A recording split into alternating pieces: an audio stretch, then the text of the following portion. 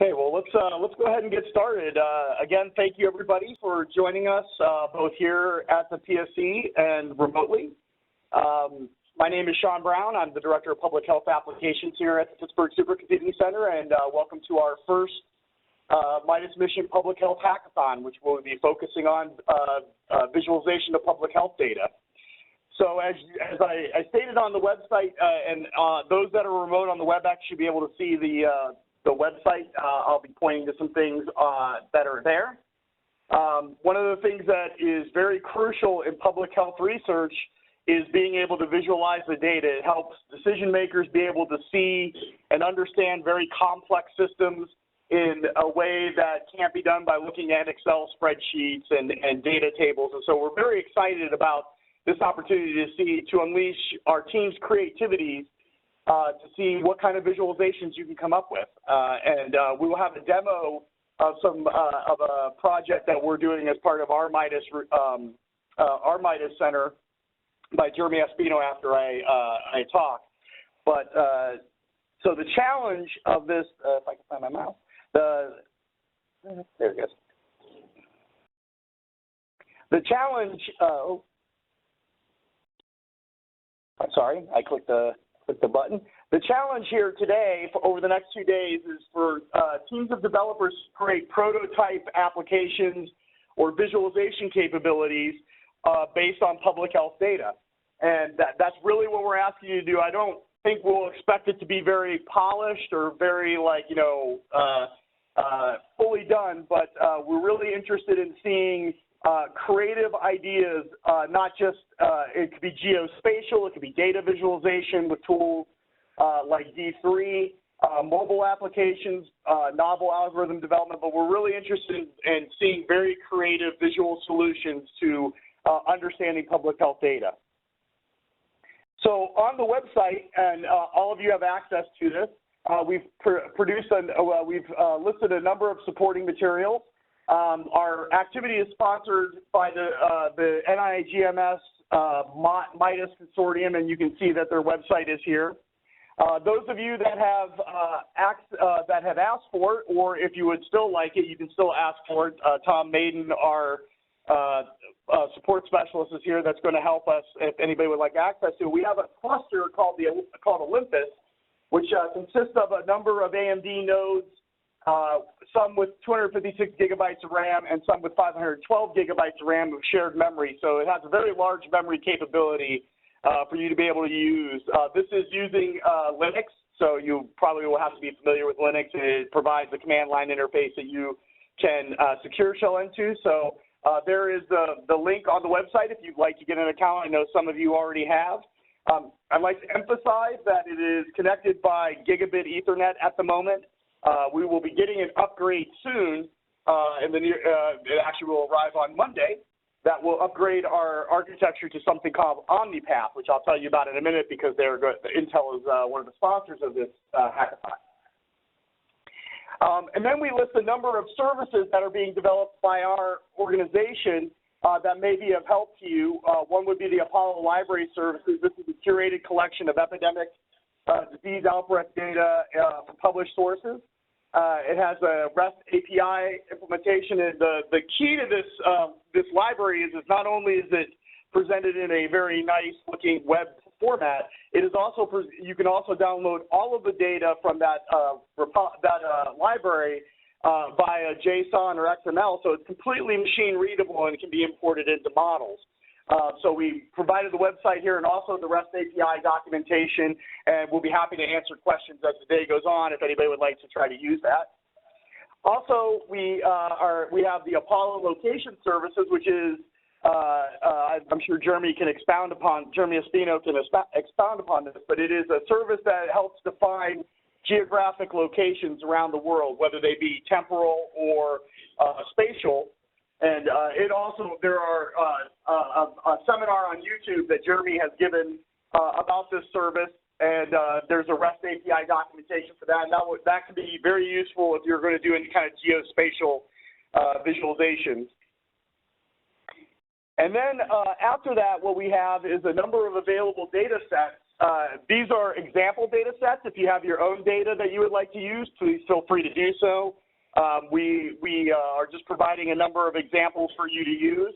The key is we do want the data to be of a public health nature. So I'm sure that there are a lot of creative ways to say public health data. One might use Twitter data and try to visualize some sort of public health outcome from Twitter data. That would be acceptable. What we provide here are a number of data sources that provide straight public health data. So one thing that we've provided is an influenza simulation output from a model called FRED that's being developed at the University of Pittsburgh and here at the Pittsburgh Supercomputing Center. We've provided a number of outputs from simulation runs for Allegheny County, varying what's called the basic reproduction number. So this is an influenza outbreak throughout Allegheny County over time, and we actually have vaccination implemented, so there'll be vaccination information in there. There are two formats. One was an ASCII-based event log, and you have the link for that, and then another one is HDF5 stratified time series counts. There's a full description of what the data has available and the documentation to it at that link. And again, we'd be happy to answer questions as the day goes on if anybody would like to use that data for visualization purposes. From this data, you'll be able to really, if you want to reconstruct the simulation output, we've stratified it by age, we've stratified it by gender, and we've stratified it by location. So it gives you a very rich data set to look at from the simulation data. And that's one of the things that MIDAS is all about is public health simulation. So I encourage you to use that if that's of interest to you. We have also been provided some data sets from the Armed Forces Health Surveillance Branch. And here are a list of these publicly available data sets that they provided for us to use and links to all of those. Another product that we've been developing as part of our ISG, our Informatics Services group at MIDAS, is synthetic ecosystems. We actually have some competitors here from the synthetic ecosystem team. These are populations that are statistically representative of geographic locations around the world, and particularly in the United States. They include things like a record for every single person, and they assign them to households based on census demographics. And also they have schools and workplaces and assign people to those based on demographic information and census PUMS data. And that allows you to actually reconstruct a full synthetic population or ecosystem of the area of interest. And that's what the basis for our agent-based models are. And I wanted to introduce those to you not just for visualization purposes, but also they're a really nice tool that's being developed by our group for use in simulation and other studies. And then we have a couple open data sets from state health departments. California and New York state health departments have data portals. These are very rich data sets of open data across a number of different public health areas, including things like diagnostics, hospital information, air quality levels, and the various like. So these are very rich data sources that you can look at. These two in particular have actually implemented APIs to accessing their data, so that may be very useful in developing a visualization application. And then also we've included the state of Illinois and Minnesota who have public health data accessible as well. Another project that's available to you and is pretty much all about sharing disease data is called Project TICO, which is developed at the University of Pittsburgh. And it is basically a reference of data, of disease count data on geographic areas in the United States dating back to 1888. You can go to the website and sign up for the data, and then it has an API for also accessing the data. And that's a very nice resource for looking at historical disease information and geographic extent of that information over a long period of time. There's been several papers published that you can find on their website about the data as well if you want to learn more about that project. And then finally, healthdata.gov, which is the government's website for health data, has a number of different resources varying in quality and also varying in what API they provide. They do have documentation for the data API, so if you would like to use that, that would also be very helpful in developing the visualization application. Let me stress that we're just giving you these as examples. If you have your own public health data that you have access to, we're happy to have you produce data visuals or visualizations of that data. I do want to emphasize that we take no responsibility for the data that you share with us. So we are assuming that you have the rights to share the data as part of this hackathon, and so if that's an issue, then you should consider that. But all of the sources that we provided here are open and freely available, and do not have any restrictions on how you can share them with the public. I want to say a few words about some of our supporting organizations. So I've talked about the MIDAS Research Network. MIDAS is an NIGMS modeling consortium with, I think, 14 institutions, world-class modeling institutions around the world. They're focused on providing computational, statistical, and mathematical models of infectious disease spread, and have actually been very active in providing decision support for our government during times of public health crisis, including the recent Ebola epidemic. They're also involved in the current Zika outbreaks. And one of the big ones was during 2009, H1N1 influenza spread in the United States. They were very instrumental in advising the government about different policies and scenarios that would help mitigate the spread of the disease.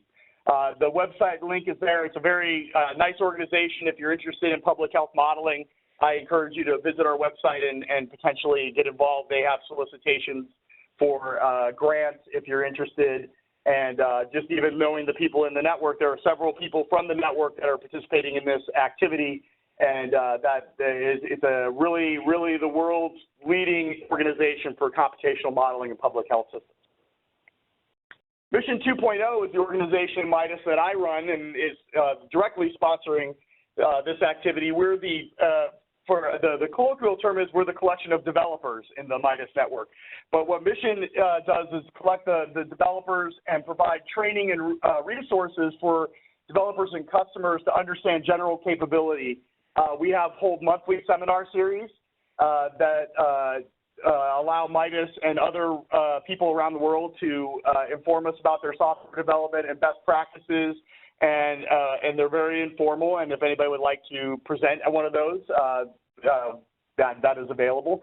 And we also hold training activities that give information like how to run on our supercomputing cluster, source code management, Python implementations using REST APIs. Basically, our job is to educate the MIDAS network developers and customers about the great work that is being done in the MIDAS network in terms of software development and modeling capability. As part of that is the group that is funding Mission is the Informatics Services Group led by Mike Wagner and Dr. Jeremy Espino, who are both here with us in the room. Thank you guys for coming, and thank you for your support on this activity.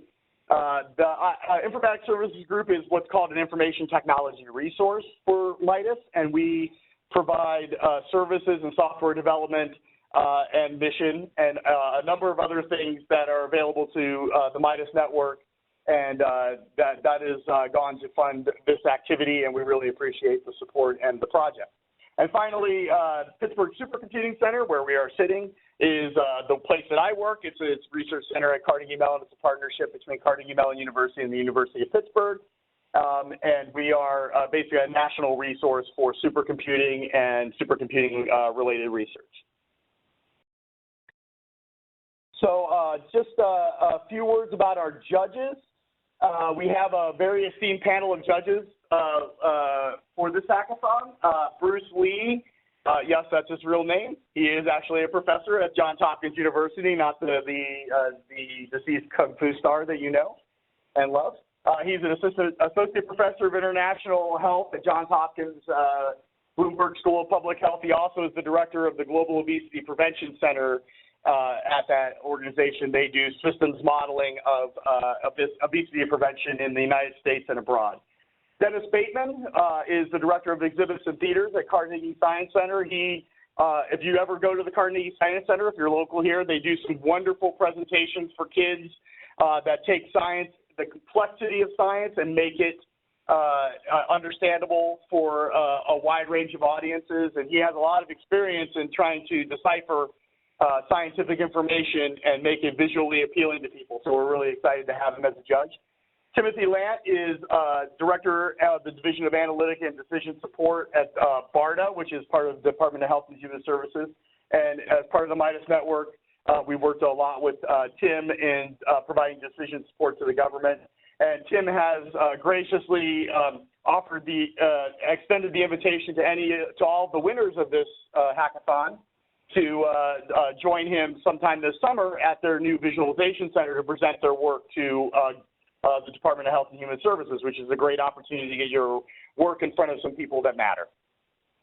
And finally, Jean-Paul Trutian, who is the lead of the innovation evaluation team at the Armed Forces Health Surveillance Center, and he is very interested. They have at the Armed Forces, they have a lot of data that they're working on trying to understand and provide analytics for, and so he is really excited about the information that's coming out of here to see some of the new and exciting techniques that he may be able to use to convey the Armed Forces disease public health data to his superiors.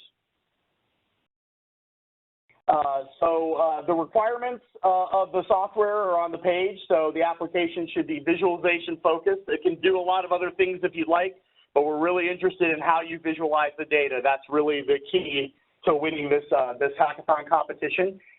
There are a number, and you're welcome to use any sort of visualization techniques you like, whether it be geospatial and temporal mapping, network graph visualization, or data information visualizations, or any other visualization techniques that you're familiar with.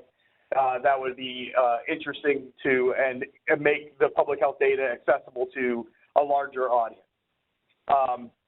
So these are some of the things that you could visualize.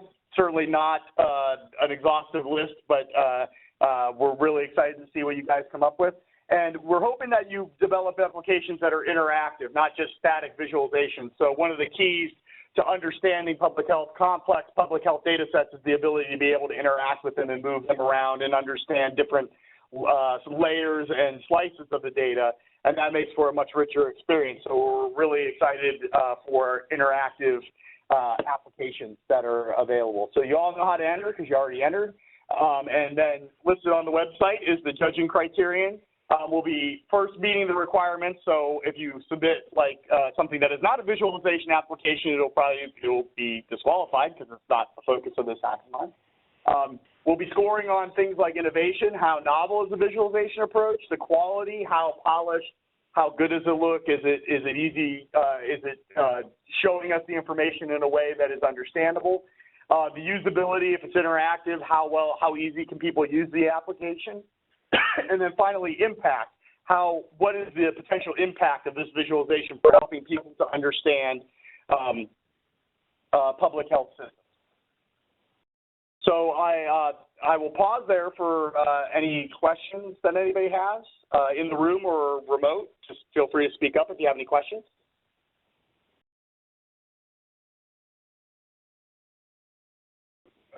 Yeah, please, John. How's judging process? Oh, thank you. Thank you. We'll accept whatever is easiest or whatever is accessible for you. I didn't want to be too proscriptive about how people submit their applications, but I should caution you that the judges are not computationally savvy, so things that are really difficult for them to install and visualize or view would be difficult. If it's easier for you to produce a video demonstrating the application, that would be fine. If it's a web-based application, you're free to send me, and we'll be available all day to answer questions about this if you have any. We can put it up on a server here at the PSC if you give us the code to do that. We are computationally savvy, so we can help you with that. Also, installable application mobile apps are also acceptable formats for entries. The way that the judging will work, let me explain the judging real quick. The way the judging will work is that after the hackathon, midnight tomorrow night, well, not right at midnight because I will probably pass out, we will catalog and gather up all of the entries that have been submitted successfully and provide them over the weekend to the judges who will be judging remotely due to their time and restrictions and their availability restrictions. And then sometime later in the week, we'll be having a conference called Decide the 3 Winners, and we will announce the 3 winners on the website on Friday of next week. Yes, please, Mike. If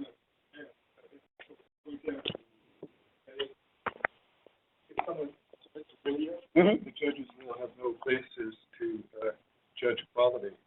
Any of those, most of those, if not all of those, quality metrics. Yeah, so that's a very good point. So if you submit a video, if you do end up submitting a video of your application, I would highly recommend that the video be narrative and explain exactly why it meets these metrics. I would expect that if you do not do that, that will make it less compelling as an entry to our application. Is that, yeah. So the reason I thought the video was, I was just thinking that usually you would present, maybe, not usually. It would be normal to present your application to the judges. Give them 3 to 5 minutes tour of how it works, whatever. That's why I was thinking, okay, get a video and submit the actual program. Gave a little video. I think that would help to make a stronger submission to the. Video only would be more. Yes.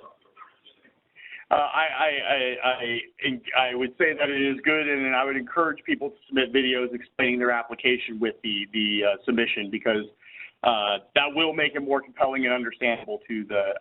Again, re-emphasizing the judges are not computationally savvy people. They're going to be very interested in how in basically the final product. They're not going to want to compile any code or any of that stuff. That's not going to happen for them. So the more you can make it understandable to the judges and provide them context, the higher chance of success of your submission.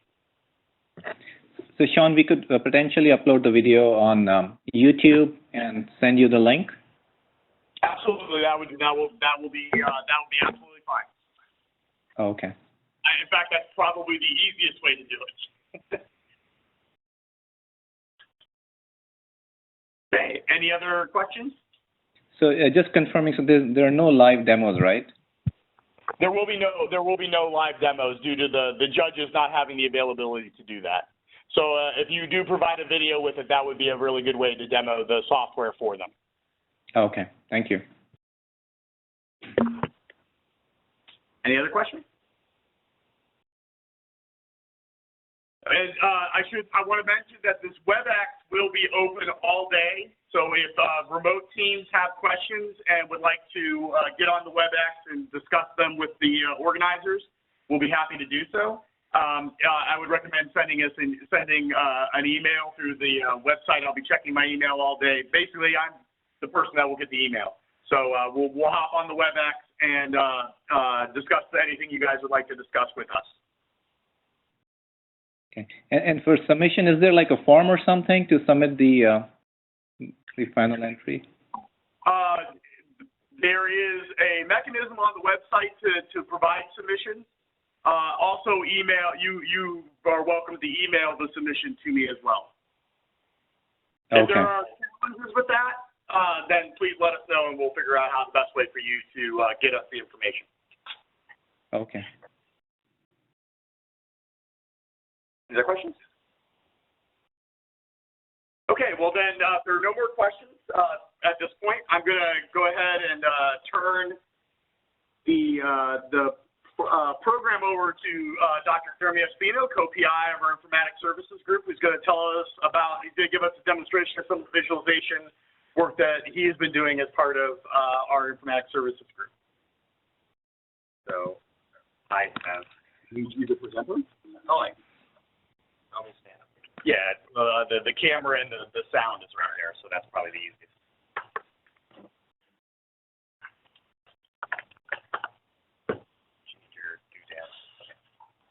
Mic's on over here? This is the mic because the. Got it. Hey, it's like at home.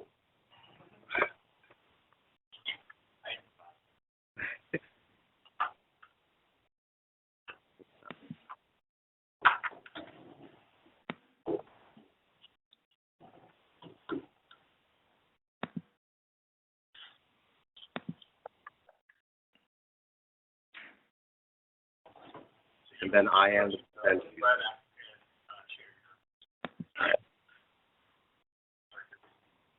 My video and share my screen.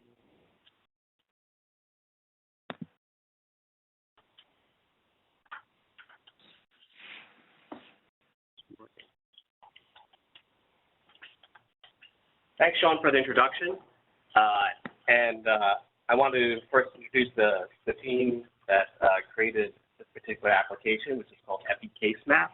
Howard is here in the room, and there's also Terry and Amin who stand by over at the office. We were first approached to create this application from Los Alamos, who had two data sources they wanted to visualize. One was the Ebola Twitter mentions, and the other were cases of Ebola occurring in West Africa. So they approached us to, how can we visualize this in a way that is both visually interesting and then also interactive? So here on the screen you see in the area of Liberia, several bullseye place marks that indicate activity of Ebola. What we did was we created this moving animated map. So we have animation of the cases of Ebola, growing total cases. And then worldwide, dimensions of Twitter as the outbreak occurred. So the little, I'll zoom this up for you. So these small purple dots are Twitter mentions across the entire world as the cases of Ebola accumulated over in Liberia. So one of the things that's easy to notice is that there were very few Twitter mentions at the beginning of the outbreak, of course, and then more Twitter mentions later. The data collected this period ended here. That's why there was a sharp drop-off. But it gives you an idea of what, one of the things that we were trying to do with available data sources. The degree of interactivity that we thought would be good to show. So, for example, when people are looking at such data, they often want to know, for example, what is the actual values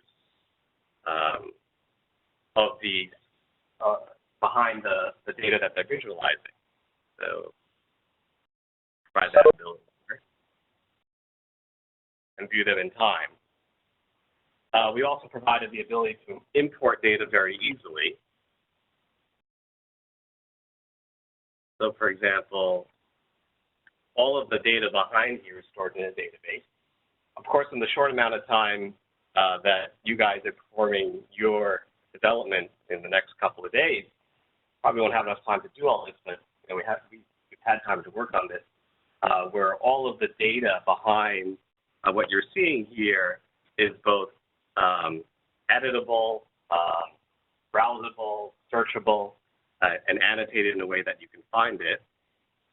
And then also, we have the ability to share it across users in the system, so I can share my data set with someone else who might want to visualize it.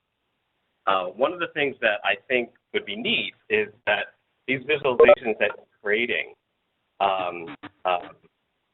we have this infrastructure here for managing the data. And we have one way of visualizing it in the moving map and as a graph, as you saw on the bottom of the screen. There are other visualizations that we could add to this. So you're seeing the visualization using place marks. What if you use chloroplex? What if you use raster images that had some sort of cringing in them? So these are the type of things that could be really interesting from that perspective. And I've got this data management infrastructure and one type of visualization. What can we plug into this? All right, what can we use to make it even more compelling? This application also has ways that we can import data really easily. So for example, when I create a data series here, for example, Sean mentioned the availability of TICO, which is a large repository of case data over many decades, hosted by the School of Graduate School of Public Health over here at the University of Pittsburgh. And so what I did was able to take the months data from 1979 to 2001 and upload it via their API. So I am able to take an API key, an API URL from Kickoff, place it in here, and it will ingest it. So these are the type of management infrastructure that we have built into this particular system that can take advantage of some of the visualizations that you can create. Show you one more visualization just to show something interesting.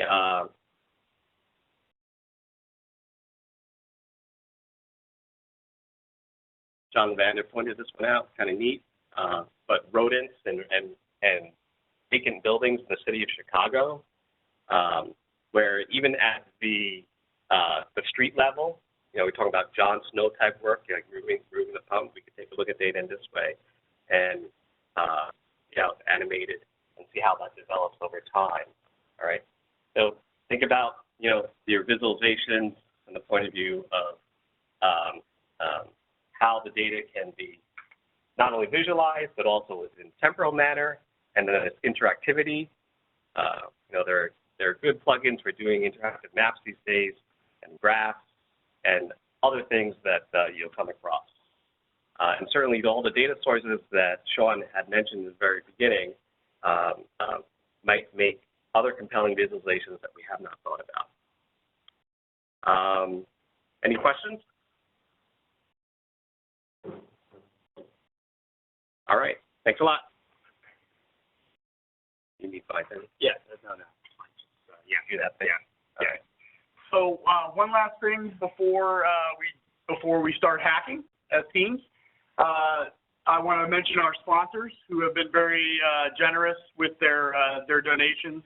Intel, the Intel OmniPath group, and our OmniPath architecture. With their URL is here at intel.com. HPC Fabrics was generous to donate the prize money for this event. OmniPath is their latest and greatest network infrastructure for clustered computers. It is fantastic. It's going to be the basis of our new machine here at the PSC called Bridges. And as I was mentioning before, our architecture Olympus will be getting on Monday an upgrade to this OmniPath architecture, which is allowing you to basically ship data between nodes on a machine really, really fast, on something on the order of 2 orders of magnitude more than before. It's faster than InfiniBand. It's very reliable. It's a really nice resource. And there's a video here linked on the website to show you, tell you about Bridges and our partnership with OmniPath. And we really encourage you to find out more about OmniPath and tell your high-performance computing friends about the product. Also, Dell is a sponsor, and they provided a laptop for a prize. They're the proud sponsor of the Hackathon. Everybody knows Dell. Dell provides computers, laptops, and also high-performance computing clusters as well. And we really appreciate both of those organizations' support for this activity. Okay, well, with that, I want to also thank everybody that's here locally and remotely for participating. We reiterate, we're very excited to see what you guys come up with. I encourage you to be creative. That's the real winning advantage here, is to be very creative with what you do. And unless there are any more questions, we'll just go ahead and kick off the hackathon. And it's due by midnight tomorrow, right, Sean? That is correct. Midnight tomorrow. Okay. Thank you. Mm-hmm. Okay. Well, thanks, everybody. And as I said, we'll be on WebEx if you need any support or information, and or just send us an email. Thank you very much for participating. We look forward to seeing what you come up with. Thanks, Sean. Happy hacking, everyone. Happy hacking.